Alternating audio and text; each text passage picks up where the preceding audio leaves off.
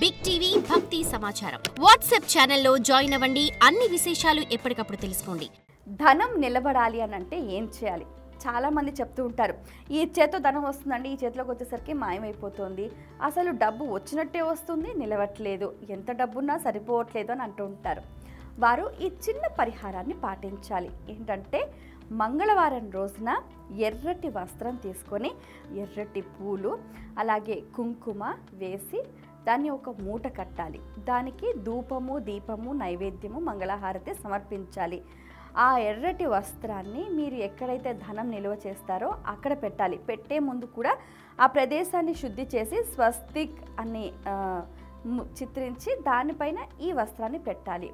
ఇలా చేస్తే మీకు ధనం నిలబడుతుంది. ఎందుకు అని అంటే ఇప్పుడు ధనం అనేది బయటికి వెళ్లకుండా ధనం నిలువ ఉంచిన ప్లేస్లో ఇటువంటి పదార్థాన్ని, వస్తువులని, అంటే ఇవన్నీ దైవీ వస్తువులు ఉంచటం వల్ల మీ ధనం మీ దగ్గరే ఉంటుంది, బయటికి వెళ్ళిపోదు అనమాట. ఈ చిన్న పరిహారాన్ని మీరు పాటించి చూడండి. ఏదైనా పరిహారం మనకు అమలవుతుంది, విజయవంతం అవుతుంది అని అంటే ముందుగా నమ్మకం పెట్టుకొని మనం చేయాలన్నమాట.